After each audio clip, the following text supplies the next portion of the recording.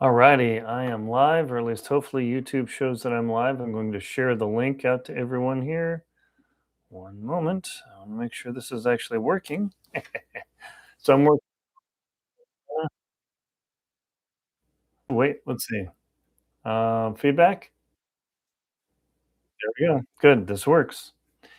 Alrighty. I'm going to mute that, send the link to the people that want to watch. And here we go. So right now I'm going to be working on the live stream of High Tide at Hana. I'm just about to finish up the book here, and it's super exciting. This is the last chapter in the book where Brooke and Ethan finally get together. Well, they got together, but that's a minor detail because we went through the darkest night where they broke up and decided maybe this isn't going to work, but both made the decision to pursue the relationship, and we're going to have the moment of meeting at the end of the book. Also, there is an epilogue, which I will also live stream for you. I mean, why not, right? Let me pull up the cover of the book here, see if I can pull it up for you, because I'm not doing anything high tech. So, one moment. All right. Okay. High Tide at Hana. All right. High Tide at Hana, right there. The cover's going to change slightly, but that's the cover that I'm using right now. And yeah, things are going to change a little bit. I've actually had to change the titles, or not the titles, but the number of books, because this book is ending up being about 70,000 words. So, okay, 70,000 words, and I'm about 2,500 or 3,000 words away from the ending. Yes! I've got my short book, Moonlight at Wailea. That's my reader magnet, so you're welcome to check that out. But let me get set up, and we're going to finish High Tide at Hana here. This is really exciting. And what I do is I record this in the Voice app, the Voice Memos app here. You can see, I'm just showing you the process, the BTS, behind the scenes, just doing the recording. And I'm unplugging my pod here because I need to hook up my microphone. I've got a lavalier so you can hear me. This is a bit of a production, but hopefully you'll get to see what it's like to be behind the scenes. That's what makes it really fun. Oh, hi, Nancy. Thank you very much for watching. It's nice when people come on and check out what the experience is like. All right, say thank you very much for watching. And I'm trying to do as much touch typing so I can keep you engaged as possible, but I need to get this hooked up. We need to start recording, so I'm going to read off my notes where the relationship changes. Brooke arrives at the market and her heart is pounding. So I've got my notes here that I'm going to use right there for typing, because I am an outliner. I am not what is called a pantser. I outline the details of my chapters pretty well because I do not want to write 40,000 words. I know quite a few big authors who have done that, and I'm learning from their lessons. So let's get started. Somewhere, voice recording. All right, here we go. Recording. Good. Okay, this is chapter 31, Choose Love.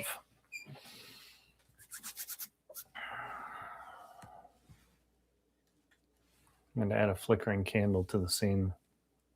Can you see it? Oh, I know. There we go. It's romance. You're supposed to have a candle, right? Yes, that's good. I love this. All right. Brooke drove through the parking lot looking for a space, and there were none to be had. She kept driving around, and she thought, oh my gosh, every time I drive past this farmer's market, there's like nobody here, but all of a sudden it's jam-packed the only freaking time.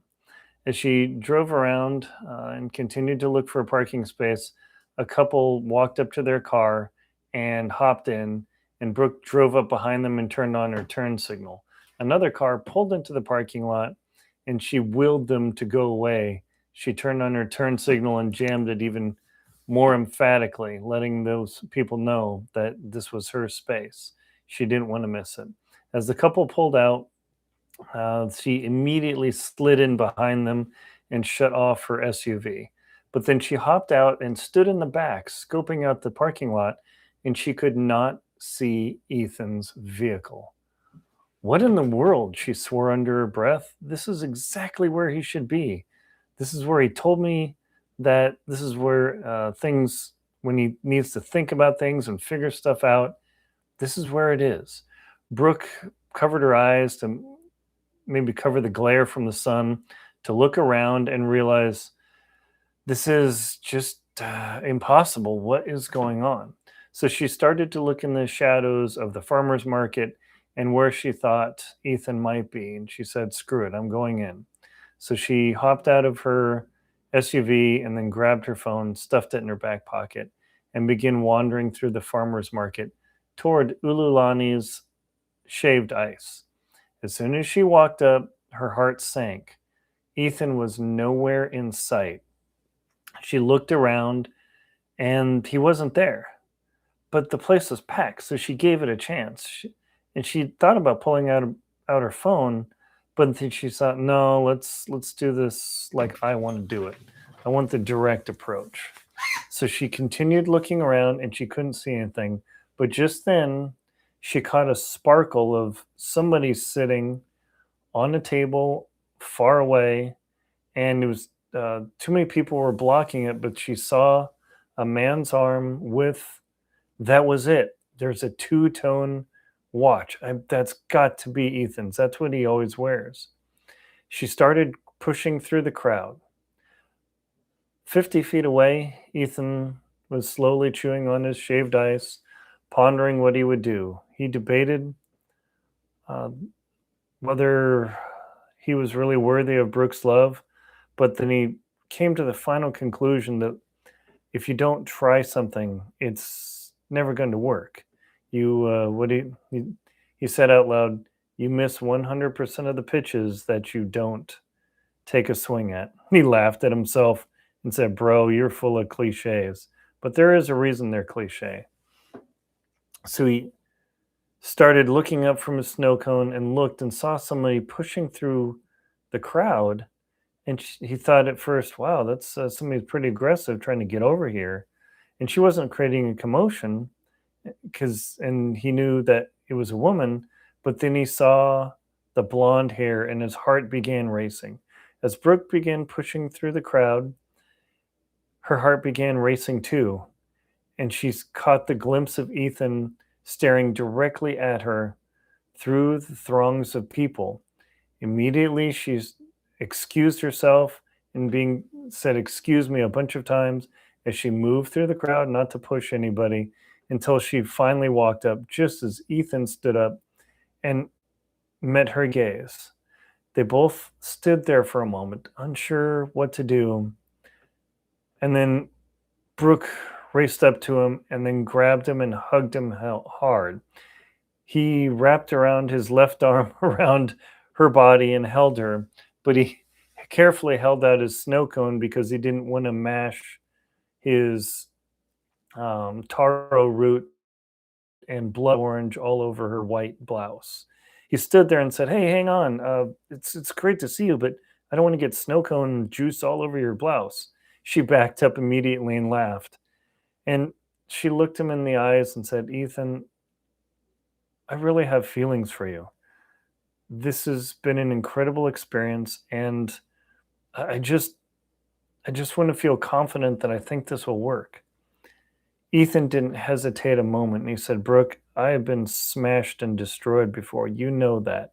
I don't want to do some sort of trauma dump, but I just don't want to get hurt anymore, but I know you're worth it.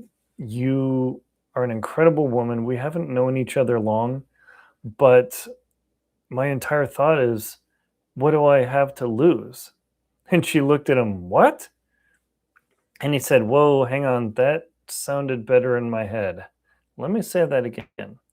I have everything to lose.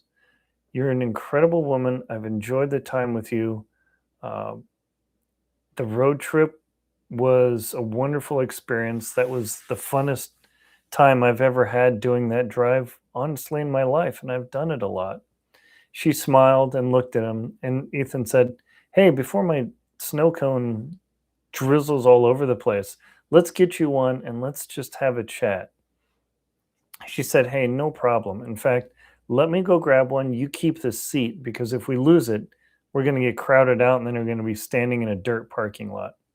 Ethan thought about it and said, "Yeah, you're right." So he sat down and defended the territory while while Brooke went over to Ululani's and had a snow cone made.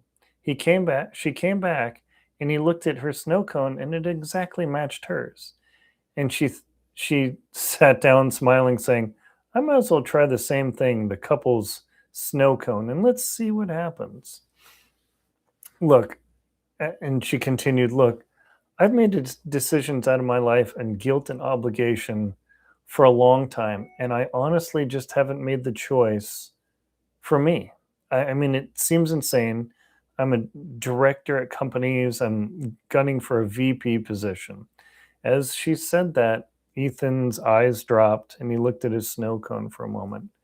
But she continued, "Wait, wait, hang on." He raised his eyes back up and hopefully urged her to continue on.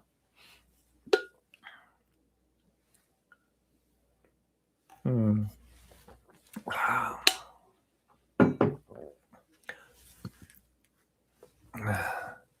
She smiled and reached out and touched his left arm with hers, and then slid her hand down into his, intertwined their fingers, and then grasped it. He returned the grip and held her for a moment as they sat there, Ethan waiting for her reply. And she said, "Look, I've got this potential job interview. They're hot as heck, but I looked into it and I talked to my recruiter girlfriend, and they said they're very flexible. They just want performance. I don't have to be anywhere in particular." And I looked into it, and actually on their website with their prospectus, they show expanding into the Pacific Northwest and Hawaii. They already have an office. "And you said you live in the Pacific Northwest?" And he said, "Yes, I've got a place there and I've got a place here. But you said your office would be in Chicago." And she said, "Yes, my official office. But this is one of these jobs where I'm supposed to be out on the road maneuvering around." Ethan pursed his lips and took a bite of his snow cone, crunching on it, thinking for a moment. And he said, "Well, honestly, this is the hard part. I travel around a lot too. I mean, we're both not spring chickens. Of course, I would never say your age." She laughed and then socked his arm and said, "You're never supposed to ask a woman her age." And he said, "I know, I know." He put his hands up in mock defense. And Ethan said, "I've made a lot of decisions out of guilt and then protecting myself after I was so destroyed of what happened to me. And I just don't want another heartbreak, but I do want to give this a chance," he said tentatively. They both sat there for a long time, glancing up at the crowd that were swirling around them. If a line had formed at Ululani's, because as they were chomping on their snow cones, slowly dripping in their hands, Ethan offering her several napkins to clean up the mess, people oogled what they were doing and sat there. And as they sat there and walked up to Ululani's, before long, they had a line of 10 people, and the place was absolutely overwhelmed. Ethan smiled as he turned around for a moment and waved at the busy clerks, and they smiled and waved back, thankful for the business. And he said, "Oh, look, we're advertising for free." And Brooke laughed and said, "Yeah, that seems to be a skill. Hey, by the way, I did go to your construction site and check it out, and I talked with Simon." Ethan's eyes went up. "So he gave up what was going on?" And she said, "Yes, of course. Simon said that they actually solved some of your supplier problems so the water should smooth out." "Exactly," Ethan replied with excitement. "That means that frees me up to pursue other things." He paused with that last word and then looked close into her eye and winked at her. Brooke, I really have feelings for you. I wouldn't say that if it weren't true. There's no reason to beat around the bush. I choose you. Would you choose me? Brooke's heart leapt in her chest, and her eyes widened as her cherry lip gloss teeth, or her cherry lips, let's see here, her cherry gloss covered lips spread apart, revealing her smiling teeth, sparkling in the sun, covered in blood orange juice and taro root. And she said, yes, absolutely. Let's make this work. I need to call Julian to take care of the condo, and I want to make sure to keep it. That way we give each other some space. We don't want to go too overboard. And Ethan said, yes, you're absolutely right. We don't want to go too overboard, but I sure enjoy you. He winked at her, and she smiled and blushed and turned her eyes down, taking a crunch out of the snow cone. And she said, is it extra hot outside all of a sudden? This snow cone feels like it's something I need. And Brooke said, or Ethan replied, well, I'm sure we could come up with some interesting ideas to do with these crunchy snow cones if we could ever get them back to my condo. Brooke smiled a sly smile as she slid her hand up and down Ethan's strong forearm. And she stroked it back and forth for a minute as they continued to crunch on the snow cones. Far above them, a couple of seagulls swirled around, cackling, looking for snacks to attack. And just then, Brooke looked up and saw the two seagulls peel away as they headed for a beach, and headed for the beach right near them. As she looked up at them, she said, Ethan, check it out. They're going after the lunch. And Ethan's eyes tracked away from Brooke's eyes just for a moment as he saw the two birds streaking towards an undefended lunch on the beach. He said, he told her, should we tell them? And she said, no, they have to have the Hawaii experience as well. Sure enough, the two seagulls landed on the people's bags and started attempting to pluck apart their lunch. Soon they both heard yelling as a man came streaking across the beach, flapping his arms. The seagulls sat there looking at the man belligerently, debating whether to fly away. Only until the man came very close did they finally break away and then look for somebody else. Ethan looked back at Brooke, and he smiled and raised his snow cone, or what was left of his shaved ice, and Brooke did the same and tapped it, and Ethan said, well, this isn't exactly the wine glass and rose petals speech of, would you like to be my girlfriend? And Brooke said, that's okay. This is more fun anyway, and it's far more memorable, don't you think? And Ethan replied, absolutely. I think this might work out just fine. Brooke smiled, stood up, and leaned over, and Ethan leaned in, and they kissed a nice, juicy, blood orange kiss, and held it for a moment. Just then, a little girl in the crowd said, ew. And they both broke away and looked at her, and they heard, Mommy, they're kissing. And they heard the mother call out, honey, that's what's called love. One day, you might find somebody that you'll share that with. The mother took the young girl's arm and then walked back into the crowd. Both Ethan and Brooke blushed and smiled at each other and said, well, maybe she broke the L word. And Brooke replied, yeah, it might be a bit premature, but I can see wonderful things coming along soon. Yes. Oh, that was awesome. Okay. All right, so that was 16 minutes. Alrighty. What do you think? I loved it. That worked very well. Okay, let's download that audio. I'm going to download the audio on my iPad to iCloud. Oh wait, folder. What am I doing? Select folder. Save to files. Oh, geez. Okay. That was the end of the book. Oh my gosh.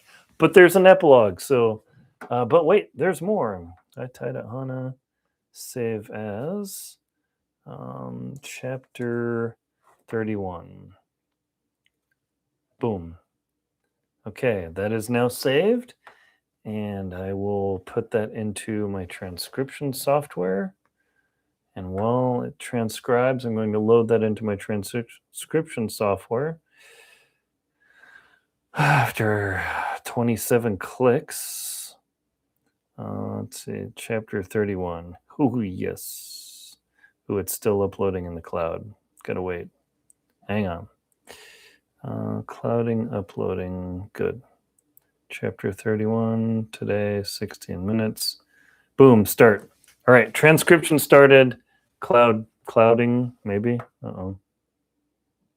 Are we having technological meltdowns? Those are my favorite. Oh, it's because it's not uploaded yet. Okay, chapter 31 is finally uploaded. Start. Okay, it's cooking. Maybe. I had a short video recently that talked about technological meltdowns. And see, chapter 31. Okay, here we go. Rename. Say high tide chap 31. Okay, good. Okay, it's uploading to the cloud. Now, these are my favorite moments. Like you're so close, and it's very similar to batteries not included for Christmas. All of a sudden, denied. It's pretty funny. Okay, high tide chapter 31 start. Okay, transcription started. Good. We'll eventually get there. Okay, good. Well, that's processing in the ether. And I'm going to use my phone for the final transcription. That's really exciting. So now I need to get prepared to do the epilogue scene. It's going to be a short scene, but nevertheless, it is the critical scene because it takes place a year later. And multiple speakers. Okay, good. It takes place a year later. So let me get prepared for that while the transcription happens. Ho, ho, ho, ho, yes. Okay, one moment. Get the voice. There's a lot of tech to this, which I wished wasn't the case. But, okay, here we go. I want to get a word count, so just hang on just a minute. Okay, copy. All right, open Scrivener, because that is what I write my books in. And chapter 31, the end. Okay. The end. Okay, and that was 2,335 words. Yes, exactly where I wanted it to land. Yes, Nancy, the comment by the girl. Ew, mommy. All right, now we need the epilogue. Boom. Okay. Let me prepare for the epilogue. One moment. I need to go into Scrivener, go into my... I wish I could... Oh, wait, I can kind of show you this. Here. Show you what I'm doing. At least try to. There you go. It's never exciting to look at, but here's the outline. Act for Love, epilogue 1 year later. Okay. Hero shot, symbolism. These are all the things I think about. Oopsie, just deleted it. Okay. Go into my notes. All right. Off-page goals 1 year later. Okay, there we go. Oh, that actually worked pretty well. Okay. Getting everything in position. That's not bad. That's actually nice. Rather than using my laptop, I'm using my phone as a webcam. So 1 year later, Ethan spamming, let's see. Perfect. Okay, the epilogue. Now let me get into my voice recording app and let's see. Okay, let me get this set up. High Tide Chapter 31. Now, I think this is a lot of fooling around and setting up. However, in 16 minutes, I dictated 2,300 words, and with editing and all that messing around, that's 2,500 words. I can dictate easily 4 times faster than I can type. Plus, my dictation's actually smoother than my typing because of typos and all that stuff. So, yeah, I've utterly embraced dictating because when I'm typing, I can see the little red squiggles and it makes my head go nuclear emoji, and I can't stand that. It's much easier for me to dictate and type. That way I can be calm and zen, and then I can do the editing grind later. I find that's much easier. So let me get a drink of water and let's get this chapter done. And then and I need to post on the Facebook group, the 20 Books Author, the end. And people always have a wine glass. I just have a mug. I've got like 12 romance books to write this year and 11 thrillers. If I drank that much wine, I'd be like, she loved him. Yeah, no. Hopefully you're having fun, because I am. All right. Okay, High Tide epilogue 1 year later. Okay. Let me turn the camera just a bit. There we go.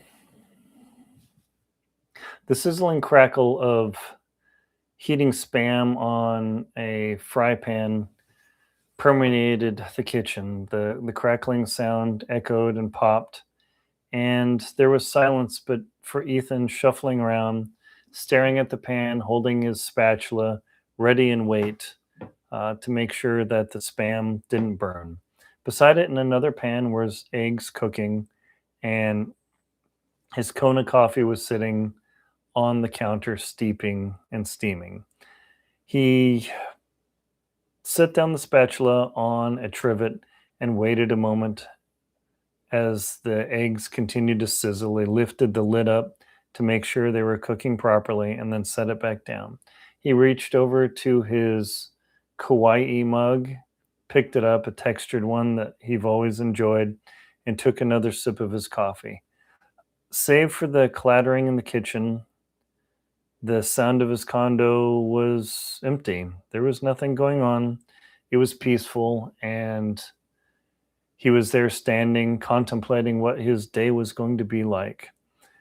Behind him, a laptop sat on the table facing away, and he thought about it for a moment. He thought about going over and checking it, and then he realized, no, don't worry about it. The corporate presentation will be fine.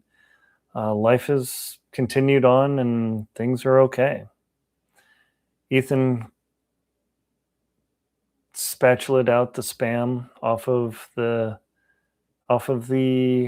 pot, or off the skillet, and dropped it on the plate, and he skillfully slipped the spatula under the eggs, hoisted them up as the butter dripped off the edges, and then artfully draped them all over the spam. He grabbed a little bit of his favorite Cholula hot sauce and put a couple sprinkles on it, and then took his mug and his plate and walked over to the granite island and took a seat to eat. As he sat there alone in the kitchen, thinking of what he was going to do in the day, the call of the laptop kept dragging his mind back to it, thinking about all the things that needed to be done, what was going to happen. And he was mentally preparing for another day to work on the Lahaina redevelopment project. Once he was done with his breakfast, he cleaned things up and dropped the dishes into the dishwasher, and then stood up and looked around. He was content. The space clean, sharp, and well taken care of as always. As he walked to the hallway, getting ready to leave, he picked up his wallet and keys and then clattered things. And then he paused and thought, this place has a nice touch to it. And then he called back, hey, honey, I'm just about getting ready to go. Good luck with your breakfast meeting. Outside on the deck, Brooke sat there. She had already eaten breakfast before because she wanted to clear her mind and be ready for her Zoom call meeting. And Ethan thought, you know what? I better do what I always enjoy doing.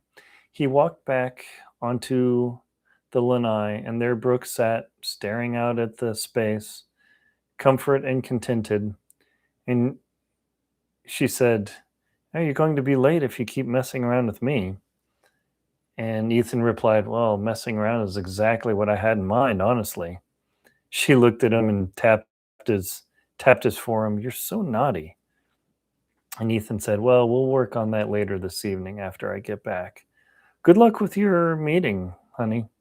He leaned down and gave her a nice, slow kiss on the lips, and she smiled as he pulled away. He reached his left hand and brushed her hair as he held the coffee mug. Then he raised his mug, and she raised up hers, and they clinked mugs. Her left hand sparkled and shined a little bit of light onto his face, the diamond engagement ring sparkling in the morning sun. She took a glance at it and smiled, and he looked at her, seeing where her eyes were going, and he smiled as well. He reached down and squeezed her left shoulder and said, you'll do great, honey. I can't wait to see how your presentation goes.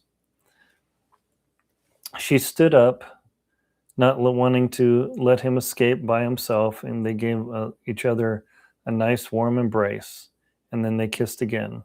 They almost stumbled over as they held each other, leaning against the railing, and she looked down. One day I'm going to get you to clean up that rust on the railing. In fact, I'm going to get one of your contractors to take care of that. Ethan laughed. Yeah, but then the place wouldn't have any character.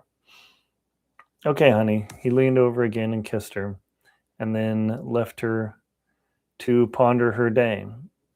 She looked over the space and over the ocean as she heard Ethan gathering his items for work in his work bag, and then the door clicking and locking. She sat looking over the space, drinking her coffee and wondering how in the world she ended up here. There was a whirlwind of plans and changes to be made, and she was perfectly happy. She was able to convince the president of the company, with her new title as vice president, that the expansion in Hawaii was worth it, showing the initial data. And this morning, she was going to provide the board of directors with a big plan for the Hawaii expansion. She held her left hand out, lifted her fingers up, and looked at the sparkling ring. It wasn't massive, it wasn't ostentatious, but it was hers. It was a beautiful, clear diamond set in white gold platinum. And she looked at it as two seagulls flew by, swirling in the wind, chasing each other, and then flew back off into the distance, waiting for the next snack on the beach. She raised her mug to the seagulls and said, best of luck to the both of you. I think this has worked out well. Yes! Okay, let me get that downloaded.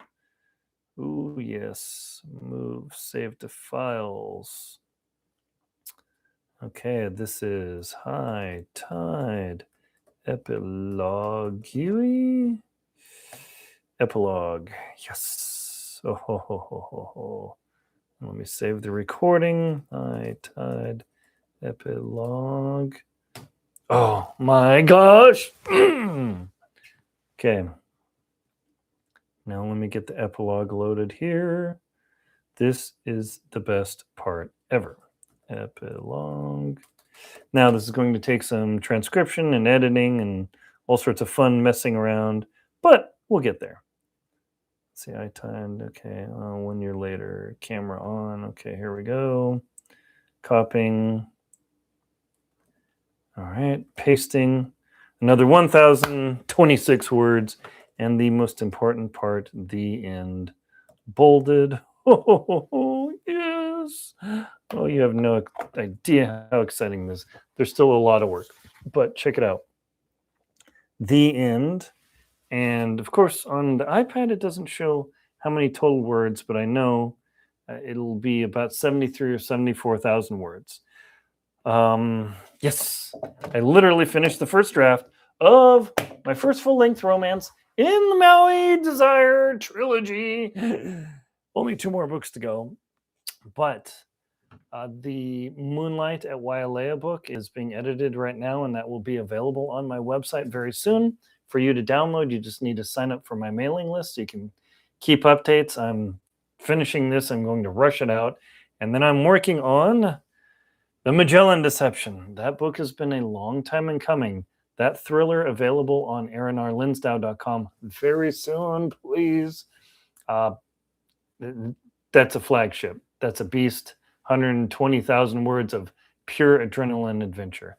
But for the people who like a little spice in their adventure, aaronbelsing.com, that's where you're going to find all these books and more coming soon. Perfect.